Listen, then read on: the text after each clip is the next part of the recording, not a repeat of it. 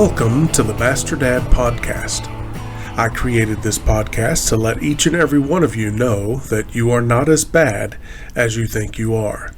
Society wants you to believe that each and every one of you are racist, bigoted, and just plain evil. I want you to know that you, in fact, are not. With that being said, grab a cup of coffee, sit back, relax, and let's get to it. A couple of decades ago, society was given a gift. This was not a good gift like a new puppy at Christmas. This was a gift that is destroying families. This is a gift that is destroying society. This is a gift that is destroying the personal interaction between people, completely sidestepping the reason that it was invented in the first place. The cell phone. The cell phone is an adaptation of the landline phone that was invented by Alexander Graham Bell. He had the first American patent in 1876. Bell's telephone worked by converting sound into an electrical signal via a liquid transmitter. This process centered around directing sound through a receiver and onto a thin membrane stretched over a drum. The telephone was created to help people talk to each other over long distances. It has gone through many iterations over time and eventually settled on the cell phone of today. I remember back in the 80s watching Weird Science and a particular scene where there was a high school bully holding a cell phone. This thing was a monster.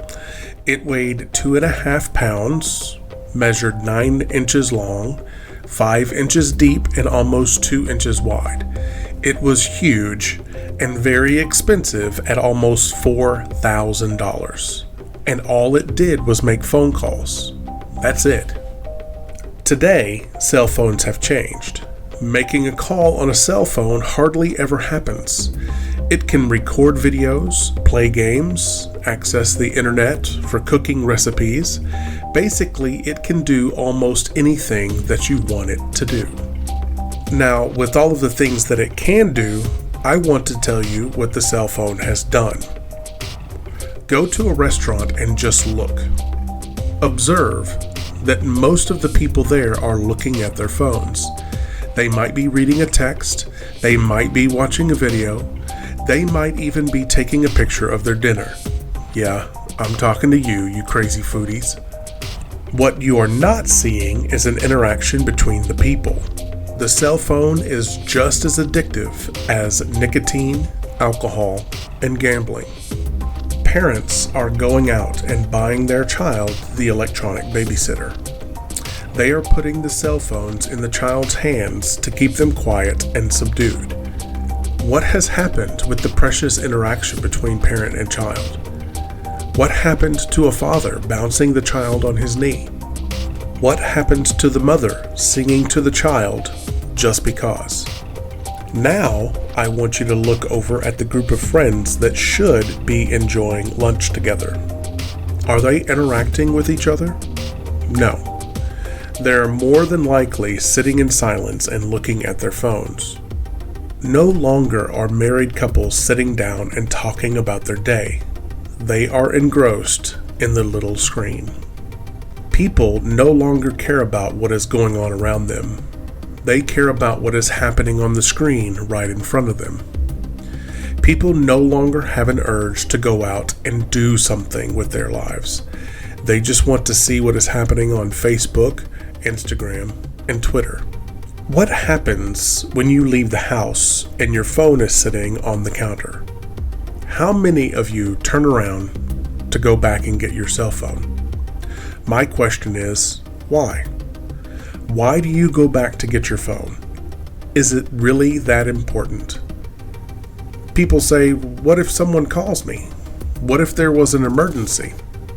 Well, my question to them is this. What happened before cell phones? Can you remember? I can. Someone tracked you down in person and told you what happened. Personal contact was the method of communication, and it was good. Today, there is more technology in a cell phone than was in the entire capsule that we used to bring men back from the moon in Apollo 13. But yet, we cannot stop looking at our screen long enough to gaze at the stars. I believe people have given up going to the stars because their attention is being used up by the cell phone. I heard a story about a group of friends who went to lunch one day. Before they ordered, they took all their cell phones and stacked them one on top of the other in the middle of the table. Whoever grabbed their cell phone first paid the bill. This was a great start, but more must be done. It's not that technology is inherently bad, but when it gets out of balance is when your attention goes awry. Once a week, I want you to leave the cell phone at home on purpose.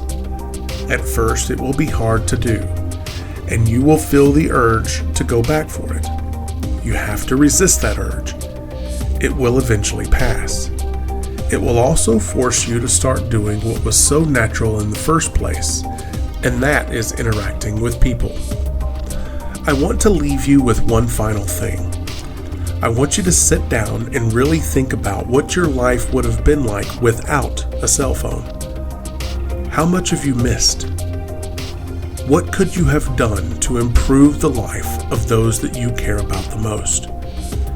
What is it doing to you, and what can you do to change it? Thank you for listening to the Master Dad Podcast. Please subscribe to my channel and click the notification bell to be alerted whenever I post a new video. And remember, don't take life too seriously. You'll never make it out alive.